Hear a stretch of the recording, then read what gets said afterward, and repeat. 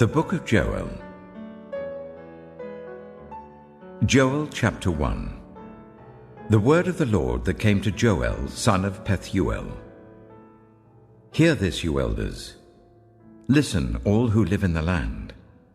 Has anything like this ever happened in your days, or in the days of your ancestors? Tell it to your children, and let your children tell it to their children, and their children to the next generation. What the locust swarm has left, the great locusts have eaten. What the great locusts have left, the young locusts have eaten. What the young locusts have left, other locusts have eaten. Wake up, you drunkards, and weep. Wail, all you drinkers of wine. Wail because of the new wine, for it has been snatched from your lips. A nation has invaded my land, a mighty army without number. It has the teeth of a lion, the fangs of a lioness. It has laid waste my vines and ruined my fig trees. It has stripped off their bark and thrown it away, leaving their branches white. Mourn like a virgin in sackcloth, grieving for the betrothed of her youth. Grain offerings and drink offerings are cut off from the house of the Lord. The priests are in mourning, those who minister before the Lord. The fields are ruined, the ground is dried up, the grain is destroyed, the new wine is dried up, the olive oil fails. Despair, you farmers, wail, you vine growers, grieve for the wheat and the barley, because the harvest of the field is destroyed. The vine is dried up and the fig tree is withered, the pomegranate, the palm and the apple tree, all the trees of the field are dried up. Surely the people's joy is withered away. Put on sackcloth, you priests, and mourn.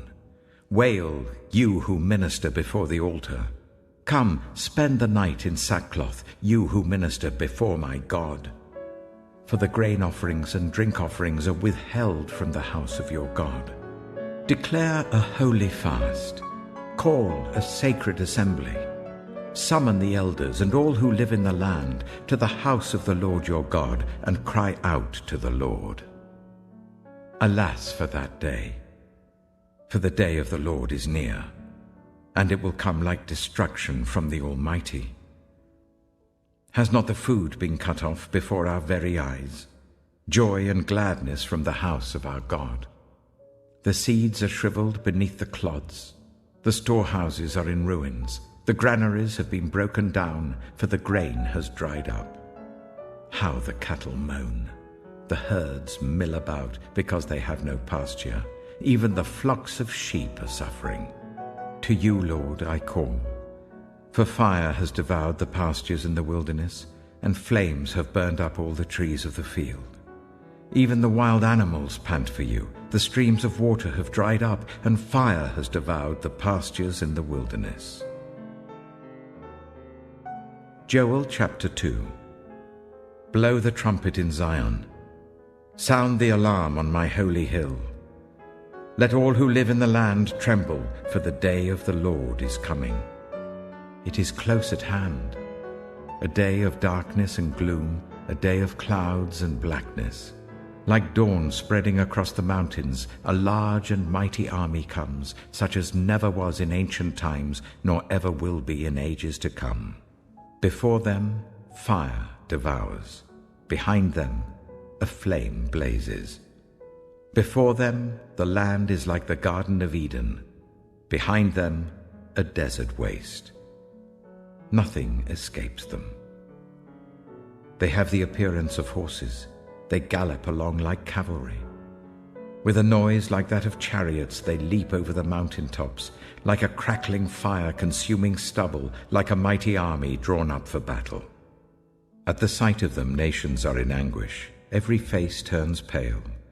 They charge like warriors. They scale walls like soldiers. They all march in line, not swerving from their course. They do not jostle each other. Each marches straight ahead. They plunge through defenses without breaking ranks. They rush upon the city. They run along the wall. They climb into the houses. Like thieves, they enter through the windows. Before them the earth shakes, the heavens tremble, The sun and moon are darkened, and the stars no longer shine. The Lord thunders at the head of his army. His forces are beyond number, and mighty is the army that obeys his command. The day of the Lord is great, it is dreadful.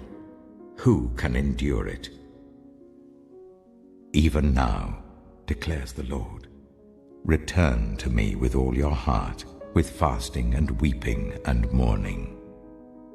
Rend your heart and not your garments. Return to the Lord your God, for he is gracious and compassionate, slow to anger and abounding in love, and he relents from sending calamity. Who knows? He may turn and relent and leave behind a blessing, grain offerings and drink offerings for the Lord your God.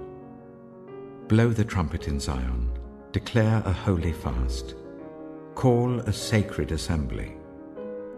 Gather the people, consecrate the assembly, bring together the elders, gather the children, those nursing at the breast. Let the bridegroom leave his room and the bride her chamber. Let the priests who minister before the Lord weep between the portico and the altar. Let them say, spare your people, Lord. Do not make your inheritance an object of scorn, a byword among the nations. Why should they say among the peoples, where is their God? Then the Lord was jealous for his land and took pity on his people. The Lord replied to them, I am sending you grain, new wine and olive oil, enough to satisfy you fully. Never again will I make you an object of scorn to the nations. I will drive the northern horde far from you, pushing it into a parched and barren land. Its eastern ranks will drown in the Dead Sea, and its western ranks in the Mediterranean Sea, and its stench will go up, its smell will rise. Surely he has done great things. Do not be afraid, land of Judah, be glad and rejoice. Surely the Lord has done great things. Do not be afraid, you wild animals, for the pastures in the wilderness are becoming green. The trees are bearing their fruit. The fig tree and the vine yield their riches. Be glad, people of Zion. Rejoice in the Lord your God. For he has given you the autumn rains because he is faithful. He sends you abundant showers, both autumn and spring rains as before. The threshing floors will be filled with grain. The vats will overflow with new wine and oil.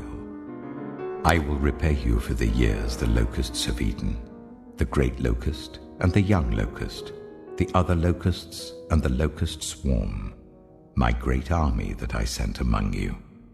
You will have plenty to eat until you are full, and you will praise the name of the Lord your God, who has worked wonders for you. Never again will my people be shamed.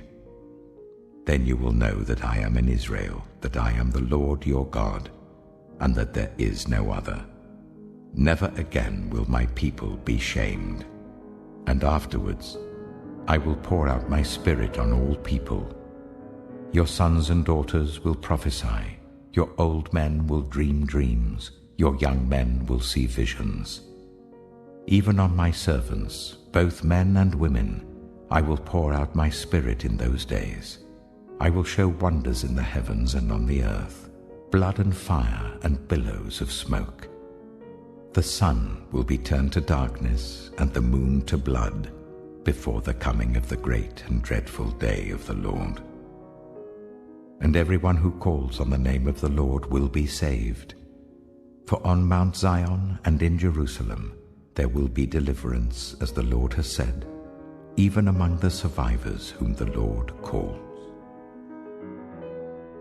Joel chapter 3. In those days, and at that time, when I restore the fortunes of Judah and Jerusalem, I will gather all nations and bring them down to the valley of Jehoshaphat. There I will put them on trial for what they did to my inheritance, my people Israel, because they scattered my people among the nations and divided up my land. They cast lots for my people and traded boys for prostitutes. They sold girls for wine to drink. Now, what have you against me? Tyre and Sidon, and all you regions of Philistia? Are you repaying me for something I have done? If you are paying me back, I will swiftly and speedily return on your own heads what you have done. For you took my silver and my gold and carried off my finest treasures to your temples. You sold the people of Judah and Jerusalem to the Greeks, so that you might send them far from their homeland.